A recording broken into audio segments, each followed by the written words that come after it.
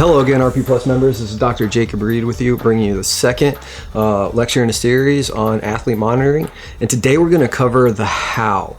So in the first lecture, we talked about why we would want to do it, what kind of things we might actually gain. For those of you that are still interested and are kind of thinking, hey, this sounds interesting to me, we're going to get into, okay, now how do we actually go about those steps to be able to accomplish the goals that we were looking for? So just to review, with athlete monitoring, our primary goal is to monitor the process. And as we're monitoring the process, we start to be able to ask questions and answer them along the way. And doing so gives us a further understanding of what's going on. And in gaining that understanding, we start to be able to be maybe a little bit more confident in the things that we're programming from a long-term planning standpoint. But then also gives us the knowledge that what we're doing and how whatever it's going to cause. Athlete monitoring also allows us the opportunity to be able to individualize, which is becoming a major component to any training process nowadays. Finally, the last two things that allows us to do are determine readiness and provide care. Through the process of monitoring certain metrics, we might be able to gain insight on what we do and the effect of if an athlete is truly ready to perform or if they're at least where we want them to be. Lastly is the providing care. This can be in any number of forms. In the first lecture, I talked about the relationship of heart rate and body weight, but it exists in many other aspects, which we'll actually get to a little bit in this lecture. So the first thing we really want to cover is the asking questions. The last thing we want to do is going through this process and actually just saying, here it is, and leave it at that. A lot of times what ends up happening is that it doesn't really buy people in. And sometimes people may actually feel like, especially coaches, players as well, may feel like that it's being a little bit big brother-ish, that they're just being watched all the time and every single move is being critiqued and that it's going to be used in a negative manner for them. So if we're actually asking the right questions, we can then tell the individuals, tell the coaches, or even ask the coaches, this is the best way to do it. We want to ask the coaches, what questions do you have about your training process? Are there things, areas of concern? Maybe it's a general preparation phase in a resistance training protocol. Do they think it's effective? And if not, what might we be able to do to change it in the future? And if we do change it, did we get the result that we were actually looking for? And really what that's leading to is a cause and effect. If we're able to choose things that provide us information on both of those components, we're going to be very confident in whatever answers I guess I should say we have at least a major component of what we need to be able to answer those questions. So really first, what is the cause? Typically speaking, the cause is some sort of stimulus. Some of you may be familiar with stimulus recovery adaptation, where we provide some sort of load. It causes a fatiguing component where baseline performance decreases. With recovery, we actually see, with appropriate recovery, we see a return to baseline and then hopefully some sort of adaptation. Well, that causes the initial fatiguing stimulus. It can exist in a number of ways. For example, training volume, major component of fatigue, as well as the cause of things to come, like injury. Nobody ever got hurt sitting on a couch from sort of impact that we would actually see in sport. So training volume has a major component to play, but we also might have things outside of that, like psychological parameters and the like. And then finally, it's the effect. So I mentioned the relationship of training dose and injury. We know that there is a relationship there. Do we know exactly what it is? No. And I talked about it in the first lecture that we probably won't know for a really long time. But we know that there is something there that we can help to prepare for.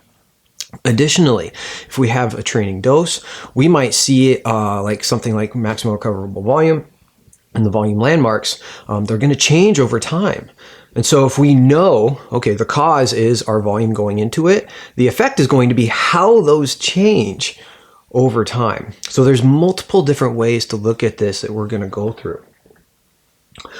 So the way that we do this is through two things. One, we need to know the metrics that we're actually caring about looking for. And the second is the technology. What are we actually using to make these measurements? So the causes and effects. First off with metrics.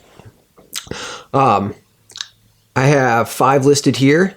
Trust me, the list can be much bigger. But these are the primary ones that you're probably going to be most concerned with, because otherwise you get inundated with data and things just go crazy and you don't know what's meaningful, what's not. You can get enough with this kind of stuff to hopefully answer the questions that you have. So the first up is training volume. This exists in multiple aspects. Things like what we normally expect in the weight room, resistance training, sets times reps times weight, typical volume, sets per body part per week. You can look at total distance covered on the field of play with certain technologies. You can look at something maybe called player load, or the amount of work they're doing. If you're a runner or an endurance athlete, you can look at total distance traveled. Even heart rate can be used to measure the actual volume of work that we're getting into. Next on the line are certain wellness parameters. Now, what's interesting with the wellness parameters is that there are certain questionnaires that exist, and this is typically the information is derived through questionnaires. Those that exist that are valid and reliable, which we'll talk about here shortly, are very long, sometimes 56, sometimes 72 or more questions. Not exactly something that we can use to look at potential day-to-day variation, if that's a concern of ours. The next down the line is performance testing. Now, every single place is testing performance in some way, whether it's your 1RM in your squat, vertical jump, 10-yard acceleration, a sport-specific test you may be doing, the beep test, which is an endurance test used in sports like soccer and rugby. Doesn't really matter, but there are a lot of performance tests that we use to get some sort of snapshot of specifically a physiological parameter. Next on the line are the outcome measures. The outcome measures are something that seem to be kind of ignored a little bit lately, in the literature anyway, but absolutely something that we cannot ignore in reality. These are the outcome of sport, the outcome of whatever event that you're participating in. So very simply put, your total in powerlifting meet, your snatch and clean and jerk during a meet as well. If you're in a team sport, some sort of statistic that's publicly available. In volleyball, it could be kills or points or digs. In basketball, it could be free throw percentage, 3-point field goal percentage, anything along those lines. Those are very important because they're actually what we really care about with performance. They're the things that lead to success. And so the more we can understand of what potentially leads into those either being good or bad, the more that we can predict and expect the positive results to happen when we want them to. And last, and by no means most important, we have a priority. The priority is to ensure that these tests, these assessments, are both valid and reliable. Now, if you're not familiar with validity and reliability, a dartboard is the best example. So if you can imagine a dartboard, and I'm throwing multiple darts at it, okay? If I'm reliable, I'm throwing darts and I'm hitting them in the exact same spot that I'm aiming. If I'm not reliable, I could be hitting them in the entire board. Whereas if we have validity, that is, I'm throwing the darts in the same spot consistently, which is my reliability, and they're hitting where I'm aiming. If we're not reliable, I might be aiming for, say, triple 20 and actually hitting the bullseye consistently. That would be an example of having very low validity, meaning that I'm not actually measuring or doing what I'm expecting, but I'm doing it consistently. Whereas if I'm aiming for the triple 20 and I'm hitting it consistently, that's an example of both reliability and validity. So with these questionnaires, our questionnaires or any of our metrics, we need to really be aware of, is what it's measuring actually what it's measuring? And is the day-to-day or the test retest, is that accurate as well? Now, fortunately, there are a lot of validated and reliable tests out there for various sports that you can use. With the wellness parameters, yes, there are these big form questionnaires that people have made that are true, tried and true, valid and reliable. But the problem with those is that they're not exactly too practical. So practicality does become an important component to it. And fortunately, a lot of people in literatures came out with the wellness parameters and said, look, we can get the answers that we're looking for out of a short, less than 1 minute questionnaire asking some very specific questions. And it's been very beneficial to us because that's what we need. Like these long questionnaires that take a ton of time to fill out, there might be fatigue associated with it, and it might not tell us the nuances that we experience day to day each week. Or even if you're doing a questionnaire only 4 times a week, one of the short form ones, it still gives us an example of that weekly variation that we all know exists. So you do have to be mindful of it. And fortunately, like I said, the literature exists. Generally speaking, the tests are common. They're very well understood by the community at large as something that is meaningful to what we actually want to see. A good example of one that might not be too valid in terms of sports success, maybe some aspects of the NFL Combine. I think we're all aware of the potential issues with the 225 for reps. Is that valid or reliable? Well, probably not. In terms of NFL success anyway. Does high repetitions in the NFL Combine result in NFL success? I would ask Tom Brady. If I remember correctly, he didn't do too well in that test, but I think we're all aware of his current success. So this is all something to be aware of when you're going out and starting to collect this information. So first up with training volume. It exists in many realms. One of the most common that I'm sure you're all familiar with is the sets per body part, something that Dr. Hoffman and Israetel talk about often with maximum recoverable volume and the volume landmarks. Being the body parts is a specific component to it. That is something that's very easily tracked by you as an individual, that you can actually see its evolution over time. Another one that is equally relevant are actual true volume load, say in a weight room. This is typically expressed as kilograms or pounds, depending on where you are in the world. But that is really easy to calculate. It's sets times reps times weight. The next on the line is total distance traveled. Now, what's interesting is this isn't just for endurance events. It can actually apply for multiple sports. So, for example, anybody that's a distance runner, it's quite easy to quantify the total distance that you're running. Like it's literally your training dose. Go and run this far. Even if you're a sprinter, the total distance traveled is still a component to your training volume. Intensity is as well, which is something else that you should be considering. But overall, it is a major component to volume. The other way to look at it in terms of distance is in team sports. So when I was working with football, we would actually look at total distance traveled in a game for certain individuals. And something that was rather interesting for us was what happened with the offensive and defensive linemen. Often we think that position doesn't have a lot of endurance requirement. Like what they're doing is they're fighting in a phone booth for 4 or 5 seconds. Not a whole lot of like movement happening really, but a ton of internal work is going on. But there's something that we might not exactly be aware of. It's what happens after the play is called. These individuals have to run from the one play to the next as a jog. It doesn't really matter. It's an aerobic event. It's something that requires endurance. They have to get set, and hopefully in that time period, they're able to recover so that they can then repeat that bout. And they do this repetitively, going from play to play to play. Some plays are going to be longer than others. And then they have to run off the field or run onto the field.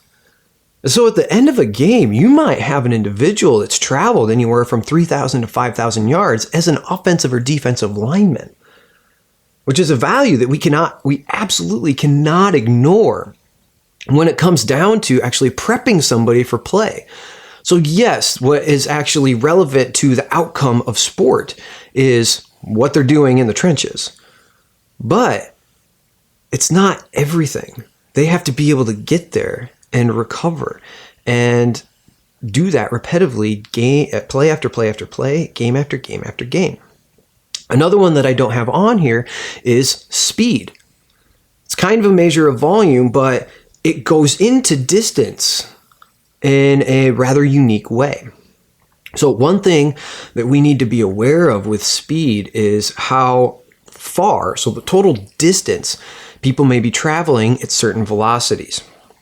Now, historically speaking, it's quite easy for somebody to imagine this.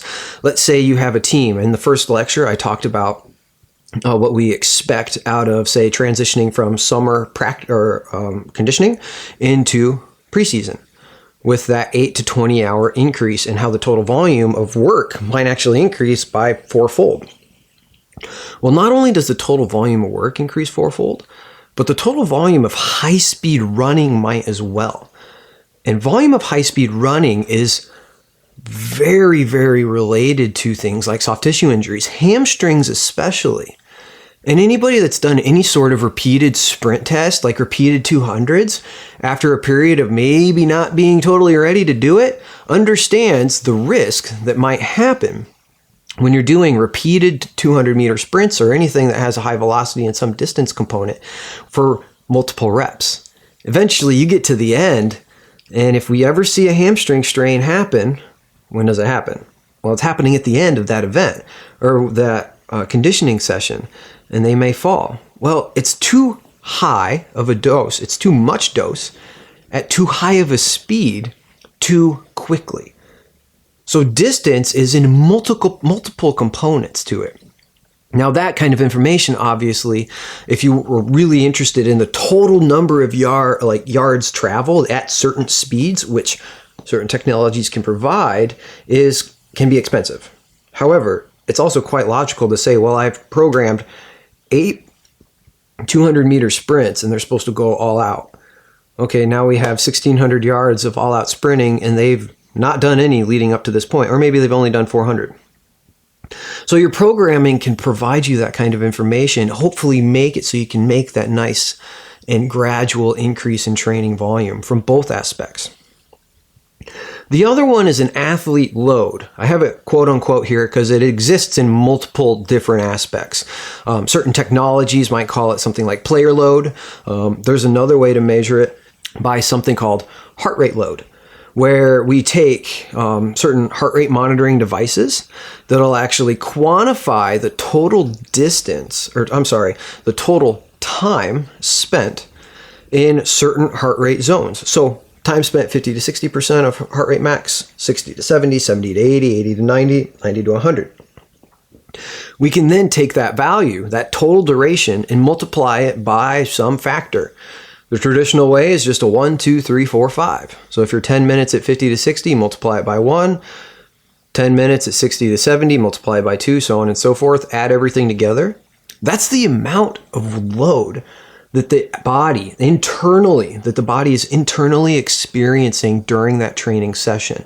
And it's actually something that I've used personally in my work with a local high school basketball team back home, where they would use these devices and I would be able to gain a really good idea of how much work was going on, as well as if things were potentially abnormal. There are multiple instances where I sent an email to the coach and said, hey, so-and-so is a little bit off today. Any idea? And the coach would respond and say, holy cow, how did you know? He's feeling a little bit sick. He came to me before practice and said he's feeling a little sick. Or maybe, yeah, he tweaked his knee a little bit in practice and he's not feeling the greatest. Well, guess what? I was able to observe it through this very specific easy way of measuring load. And so it's another way for us to be able to get that quantifier in events that are rather tough, like team sports. Like getting total distance is going to require expensive tech, even in the range of hundreds of thousands of dollars. Heart rate monitors can actually be relatively cheap. And the last one is something called session RPE training load. So you'll see on this PowerPoint, it says SRPETL. It's the session rating of perceived exertion. And the way you quantify it is at the end of a session, a training session, doesn't matter what kind of training session. It's lifting, conditioning, practice games, you name it. Physical therapy, doesn't really matter. You ask the individual, hopefully within 15 minutes of completing the session, because we wait ideally some time after, so that way the person isn't influenced by what they just finished with. And in all reality, if they do a cool down of any sort, you can do it immediately after the cool down because they've already kind of gone past that. But you ask them how hard the training session was. On a 0 to 10 scale, it's easy to find it online. Just do a simple Google search for session RPE. Carl Foster is kind of the godfather of this thing. So if you want to go ahead and look him up, it's still used worldwide. It is one of the most popular, and I wouldn't say one of, it is the most popular method of measuring training volume. Because one, it's free. It's literally go up to the person and say, hey, how hard was it?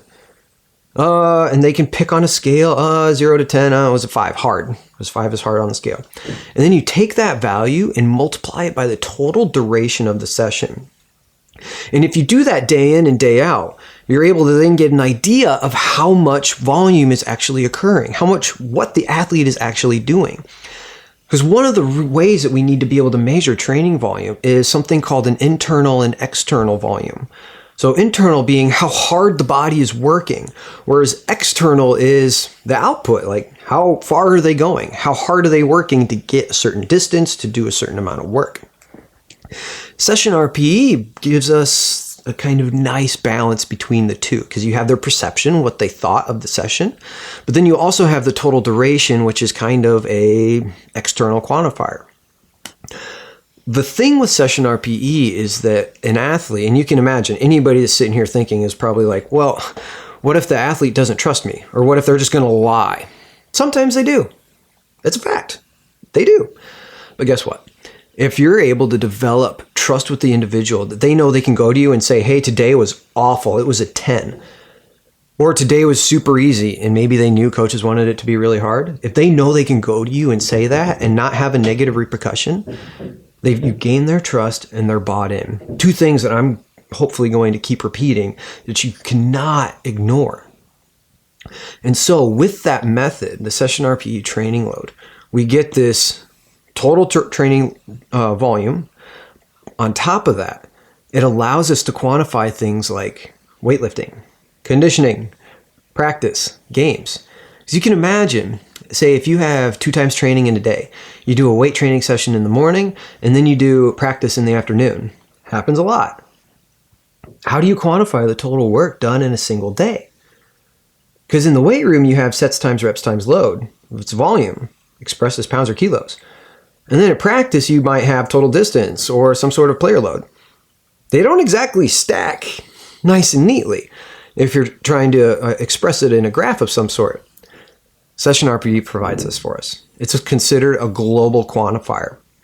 And interestingly enough, it's been validated and shown to be reliable in multiple different sports with multiple different events like practicing games and conditioning. So if you can't already tell already, Session RPE is hands down my favorite way of monitoring. It's free. It's a global quantifier. It has validity and reliability. It tells us the internal and external work, and it's used across the world as a way to actually express training volume. So if you're going to take away anything, how do I measure work? Session RPE training load is the absolute way to go until we find out another way. Yes, there are concerns with perceptions of the individual and what they tell you initially. It might mean that when you first start giving the test or the questionnaire, that maybe you take the first couple weeks and throw it out because they're getting used to it. It's a good process to have. And put it into the off season, into a period where it's not necessarily as important as you would have in season. And it works for any sports. Individuals, teams, doesn't matter. But give a time period for them to get used to it. Hopefully you already have their trust, but this might also be the way that you get their trust, is by asking them this and then demonstrating that you're not using it against them. So session RP, quick refresher, you take the rating of perceived exertion on a 0 to 10 scale, multiply it by the total duration of the session, and you're good. And you can track it in Excel or any other database manager that you may have. The wellness parameters. Now, these are rather interesting. There is a good amount of literature available to suggest the right questions to ask, as well as the right way to ask them. So what I have listed on here are some potential questions that you may be looking for, such as fatigue, anxiety, desire to train, sleep duration, time to sleep and wake, sleep quality, heart rate, and body weight. So if you look at this, fatigue, super obvious one, used very often, and generally speaking, I know we've all been there, we're all pretty aware of when we're fatigued. And it's not exactly that hard to say that, yes, I'm a little, no, I'm extremely fatigued. We're all aware of it, and it's really easy to measure. Anxiety, I have anxiety on here as a way to not necessarily say that you want to ask how anxious are you or how much anxiety do you have, but there are ways to be able to ask, to kind of derive the information that you're looking for, to get the valid response. One of my favorites with this is asking about helplessness. And a lot of you may be saying, well, what is helplessness? And interestingly enough, the easiest way I've ever found to describe it is you'll know when you have it, when you feel that way. And sure enough, every single time that somebody is starting to feel that way and they put it on the questionnaire, something's happening. And it gives us an idea that, hey, we maybe want to have a conversation with this individual just to see what's going on. Sleep duration, really easy. How long did you sleep last night? Or maybe what was your average sleep the last 2 nights?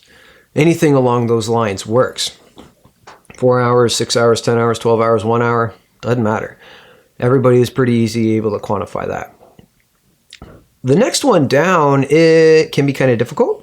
Also requires a degree of trust, is the time that the individual goes to sleep and they wake up. There are some nuances to it, because if I go to sleep, well, what time did I actually fall asleep? The way I always describe it is it's the time you lay down with the intention to go to sleep. So you might be laying in bed watching TV, which you should not be doing, FYI for good sleep hygiene. Maybe you're laying in bed watching TV and you're finally like, you know what, I'm going to go to bed, turn the TV off, and now I'm starting to sleep. The time that you turn the TV off would be the time that you went to sleep, even though it might take you 30, 45 minutes, or 20, or none, or the entire night. And then the time to wake, really easy, really obvious. That's an easy one. The next one is sleep quality. Now, interestingly, in the literature, people have described asking about your sleep quality as a bad question. And it makes sense, because what is quality sleep? Well, the easiest way to do it is to call it, it's insomnia, which is your inability to fall and stay asleep. Kind of factors in restlessness, maybe a little bit of premature awakening. But if you describe sleep quality as rate last night's inability to fall and stay asleep, that gives you an idea of, did they fall asleep right away and did they just zonk out the entire night? Or was it hard to go to sleep and were they kind of in and out of sleep throughout the night? I have a 1.5-year-old kid. My sleep quality is generally pretty bad all the time.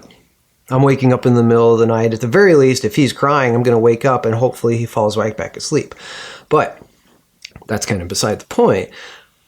But it's a good way to derive what you're looking for. But it's not just simply asking quality. You have to quantify quality.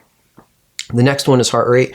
Super obvious. We've already discussed how important it can be. With heart rate, there are certain things we can look at, such as resting heart rate. That can be taken at any... so we have some technologies that allow us to get sleeping heart rate, or sleeping resting heart rate. But otherwise, we can, if we wake up in the morning, we lay in bed for a few seconds, maybe a minute or so, take our heart rate and palpate it. Doesn't need to be for a minute. You can do it for 30 seconds if you want. Or, because I understand fully that laying in bed and getting heart rate in the morning is a little bit difficult, the key is that you're consistent. So when I've gathered resting heart rate before, sometimes it's right before practice. If there's a 6 a.m. practice and teams coming in to do, maybe I have a computer set up to do the wellness monitoring, they come in and fill it out right there. They'll get their resting heart rate as they're standing waiting. Is it the best way? No, but at least it's consistent. And because it's consistent at the same time of day in the same scenario, I also ask that they, at least if they have coffee, they always do coffee. If they don't, they, try to keep that kind of stuff, that anything that's going to really influence heart rate, just artificially, to keep it as normal as possible. What ends up happening when you do it in that manner is that there's a lot more day-to-day variation, or variation within the days, as opposed to if you're doing resting heart rate while you're asleep via some watch. It's going to be a lot tighter, but that requires technology, and it's not necessarily the easiest way to get. Whereas resting heart rate, when they're coming in, they're taking it, they're writing it down, we just accept, yeah, it's going to have a lot more variation. That's fine. We can still use it to help make decisions. And lastly is body weight. This doesn't need to be something that's measured often, once a week, maybe twice a week. But in teams where maybe body weight is a component to success, like wrestling, where you have weight classes, yeah, you should probably know your body weight. So that way you can have a nutritional plan going forward for next competition. I've used it with volleyball in the past as well, where the volleyball team would come in and actually weigh in on a Monday, and that was our standard measure. I even did a 2-site skin fold just to get the sum. I don't care about body fat percentage. I just want to see, is it decreasing or is it increasing or not? Just the sum of, say, a tricep and a thigh, and track it over time. It actually was able to provide us some interesting information. But body weight doesn't need to be crazy. We do have some health considerations, psychological as well, that we need to be aware of with body weight. And it's not something that we can take lightly, even though it is a component to sport. So we need to be respectful in that manner, as we would with any of this stuff. Next up, we have performance testing. This is, I have a book on performance testing. It's like this thick, a textbook. It's huge, of just any test for any sport that you could have. With any of this, the key is that you are positive that it is a reliable and valid test. You can't just go out and make up a test and assume it's going to be right. Assume that it's going to measure what you want it to measure. If you're trying to be unique or whatever, I understand and appreciate that, but you might be making decisions based on bad or wrong data, which is not what you want to be doing.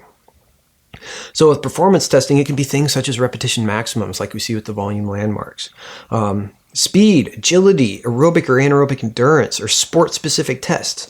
Any of this can be used for performance testing. The key, so since this whole process we've been talking about with athlete monitoring, it's kind of like doing your own internal research study. So when you're doing this kind of test, just like with the daily questionnaires, they're done at the same time, a day, with the same processes. It's the same with performance testing. If you're going to go out and do performance testing, you should recreate the scenario as best you can.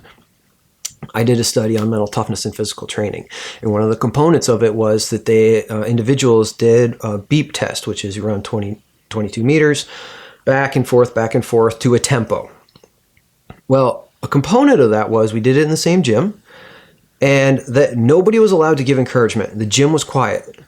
And we did it both at the pre-test and the post-test, because we didn't want verbal encouragement to actually see if mental toughness, if it had actually changed how far that they actually went. But we maintained consistency with testing. You can't have a test where okay, this test is going to be the one that, say, used to make decisions, and then you manipulate it to be better for the individual.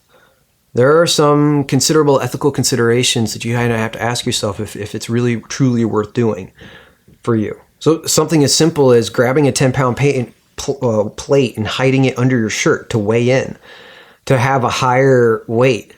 I actually knew somebody in high school that did that. It's not consistent, and it's wrong. It's inaccurate. It might result in a decision-making process that actually is using bad or wrong data, which we never want to do. So with any of these tests, like I said, there's a multitude of them. Whatever you have and whatever you're using, it's best that you have a repeated process and that you're tracking it to some degree, that you have it written down somewhere that you can actually determine change over time. What's very interesting with testing is that there are some certain statistics that we can do, such as smallest worthwhile change, which means that we're actually using, so if we take these tests, there is some inherent error with any test that we have. So we have maybe a range that is considered to be within acceptable error. So for example, if you do a 10-yard sprint, well, maybe the acceptable error is plus minus a tenth of a second, whatever it may be. Well, anything within a tenth of a second is considered, that's kind of your range of expected, like acceptable value. Smallest worthwhile change takes into account the individual and the team variation in this test, and then applies it to the next test, so that maybe the time you do the post-test. And so what we have then is an idea of, if we see a magnitude of change that is greater than this accepted range, that might be known as a positive change. Or a negative, or if it's there, maybe faster, so maybe time decreases. So let's say you have an individual that their range is 1.26 to 1.46 seconds at the pretest. Maybe their average is 136. Their 126 to 146 range is kind of their understood. This is where they are. Smallest worthwhile change maybe is a tenth of a second. So they come to the post-test. That essentially means that they have to be less than 1.16 to actually notice true change in a positive manner. And if that's the case and you see that happen, great. Then you've actually elicited something that is considered a true change. That's not just due to inherent error in the test. And I know a lot of people get into that with tests. They look at the sheet of paper and say, oh, okay, they got slower. Maybe instead of a 136, now they're a 146. Well, in that scenario, the accepted error, maximum error, is a 146. So what's to say that that individual on that pretest would have repeatedly ran it, and maybe a few times they got the 146. And then they go to the post-test and they average a 146. That's still within error, not an identifier that some change has truly happened. So it is something that we need to be mindful of, is this inherent error within the tests. And nowadays, this is becoming more and more published, but it's also something that you can do on your own. But unfortunately, it's outside the scope of what I'm able to cover here. But I do highly suggest that you are at least aware of the fact that you need to at least have an awareness about it. The outcome measures, results of competition. This is in any sport. We should be mindful of everything that we're doing. It's a cause, right? All this training load monitoring, if we're doing nutritional intervention, sleep intervention, psychological intervention, imagery, anything along those lines. There's a result somewhere, and that's in the form of performance in competition. We should be measuring and quantifying those performance outcomes in order to determine if what we're doing is actually having any influence. I know a lot of people will actually take this information and then they'll just assume that something is happening. We're beyond the realm of assuming. We have enough information out there, and it's usually readily enough available that we can start doing this on our own to determine these, if our process is doing what we really want it to do. So moving into technology, there's a lot available. So the first off is GNSS. Now the reason I have it up here is GNSS. A lot of you will be familiar with GPS. It's GPS systems. Well, anybody that's in the realm, that's actually in that industry, will say it's not GPS, it's GNSS. Global Navigation and Satellite System is what I think it stands for, is the umbrella. GPS actually falls underneath it. So everybody kind of has, everybody in the world kind of has their own thing. Just a little side note about it. With GNSS, it's kind of interesting in that they can use satellites that are able to determine the total distance an individual has moved. Certain technologies are actually been highly validated, and while others have maybe a little bit less validity. So I do suggest that you do a little bit of diligence if you decide to go that route, because they are very expensive. They're talking in the realm of hundreds of thousands of dollars if you really want to go all out for something that might not be as powerful as some other free measurement tools. Next online, we have accelerometers. Accelerometers are things that actually detect a rate of change in acceleration. So they'll actually, a lot of these GNSS technologies will actually have an accelerometer inside of it, where it is able to determine if you slowed down and how quickly you slowed down or how quickly you sped up, as well as if you actually moved in left or the right. Additionally, there are gyroscopes inside of these, so they can actually determine your positioning as well. It's really fancy and neat technology, don't get me wrong. But we do need to be mindful of the reliability and validity of these technologies. Next on the line, we have things like barbell velocity. Can go in line with accelerometers because there are some accelerometers that are used for barbells. Barbell velocity is not exactly a realm that I have used personally, but I have delved into it a little bit. Dr. Brian Mann is a very reputable source in that area. But essentially what you're doing is you're trying to determine the speed of the bar when it's traveling in the weight room to see some maybe potential fatigue that might be accumulating in the session, but then to see if the power that you're achieving, power being literal force times velocity, is in the realm of which you are expecting to train within. Next up, we have heart rate monitors. There's a lot of heart rate monitoring technology out there. One of the oldest ones is Polar. Generally, they have great technology. With these, you can measure things like resting heart rate. Heart rate monitors can also measure something called HRV, which is heart rate variability, which is the beat to beat, the time duration from beat to beat at rest. What's interesting about heart rate variability is that you have to have a very controlled environment in order to assess it. If you're going to do it in a lab-like setting, there are some fancy technologies that are out there that allow you to do it at home in sleep. So it's actually just a simple watch. There are some inherent problems with it. And the primary one is that a lot of times they give a red, yellow, green recommendation. So go hard, don't go hard, you're not recovered, you're fully recovered kind of thing. They're missing context a little bit in that you could be feeling great. And I've talked to a lot of people that have used these, say, I'll be feeling great. It'll say I'm having a red day and I'll go in and I'll just kill it in the weight room. Or it says I'm a green, I should be feeling amazing. I'll go in and it's terrible. So there are some inherent issues with it that might not be worth the financial investment yet. Until we're a little bit more confident in that what it's telling us is meaningful. That if we have a red and we shouldn't be in the red, that we know, yes, I should be backing off. Because there is a planning component to it when we're trying to overreach. Additionally, we have heart rate monitors that are, say, strap-based around the chest. There are some that are actually used on the forearm now. They're highly valid and reliable. Those are ways for us to quantify the heart rate load like I had described, but they can also be used as a means of training intensity, say if you're running especially.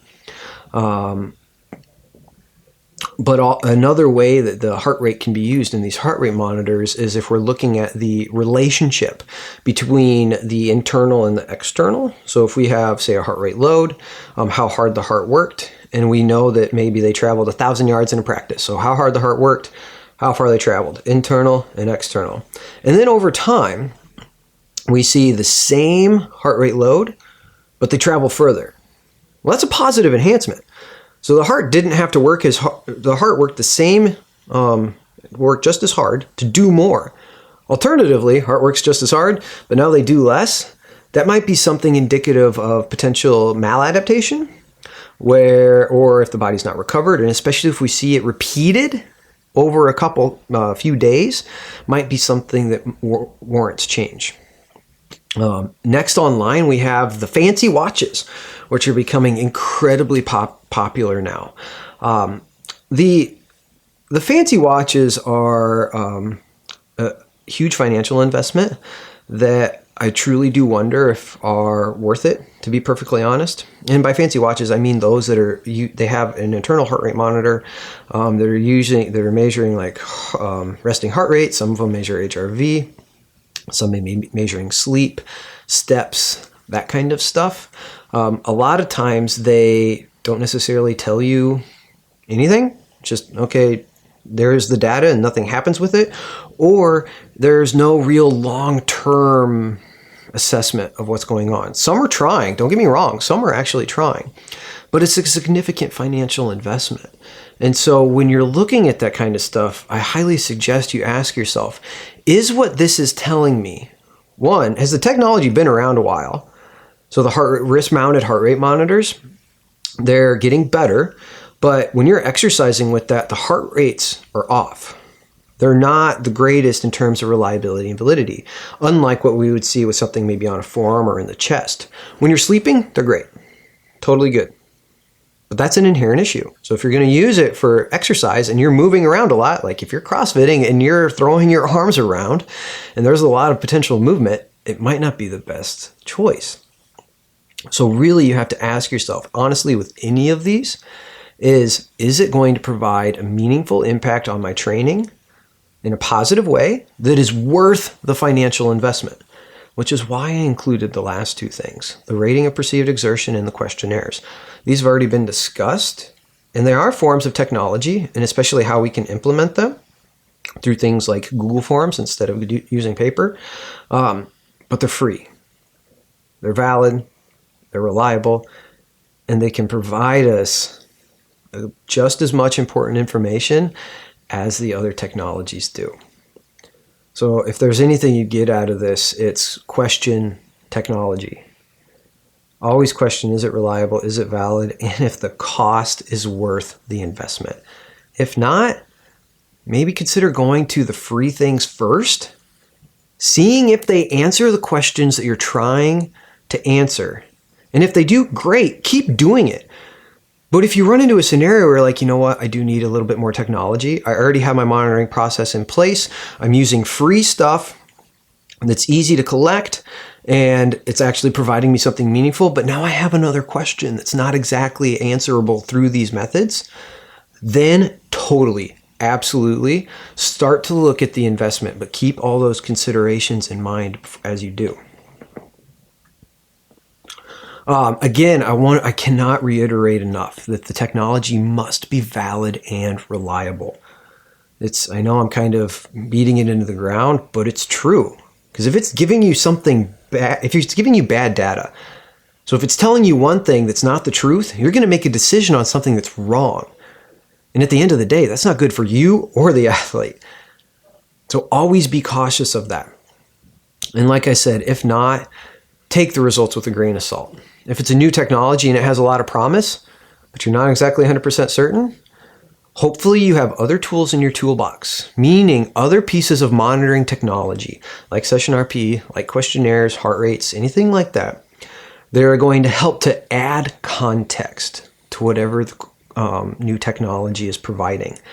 And that's kind of if I were to end now, that would be what I would say, is that regardless of what kind of decisions you're trying to make, always be aware there's reliability, validity, there's a potential error, and that you should have multiple points to provide you with more information leading into the decision-making process. And on top of that, these techs, whatever it is, isn't there to make the decision. It's there to help create the decision-making process. It's there to supplement. It is not making the decision, because you as a human have to look at it and say, hey, look, this stuff makes sense. I went and talked to the athlete or the individual, and this is what they're saying. It goes in line with what I'm seeing. Now is a good time to actually do whatever kind of intervention that we feel like we should be doing. But do not look at the tech and say, oh, this is what it says. We need to make changes right away. It never results in anything positive. It never does. So last but not least, I'm going to talk a little bit about data management. And you can see the graph here, an example of how I organize data. A unfortunately, this could be discussed over a very long time with how you design it. So what I wanted to provide is something that it's the outline of, if you were to start collecting your own data, how would you lay it out? What you are seeing on the screen is a basic Excel template or Excel workbook. Every column is some sort of category. So date, week number, year, name, RPE, so on and so forth. And it goes from top down. So whenever we add data that is within, say, within our similar metrics, the metrics that we have, we just keep adding rows. If we want to add a new metric, we can, but then we would add a new column. And in doing so and setting it up in this manner, you're able to at least have the data somewhere relevant that you can then hopefully move into and actually start analyzing on your own, rather than investing in some sort of data manager, because they can get quite expensive. Some of them don't get me wrong, some of them can be good, but you can do it in Excel through this manner. And I hope at some point to be able to provide a number of lectures on how to do this on your own. But for now, as you're collecting data, set it up like this, in that column and row format, so that you can then, once you get to the point where you want to analyze, you can. So in tying it all together, we want to make sure we ask questions and to determine the relevant causes and effects that are meaningful to what we want to know. We're going to choose metrics that accurately and reliably assess the cause and effect, and then we're going to move into analyzing properly, which is where we're going to be moving for the next lecture. So thanks everyone. Hopefully you enjoyed it, and we'll see you at the next.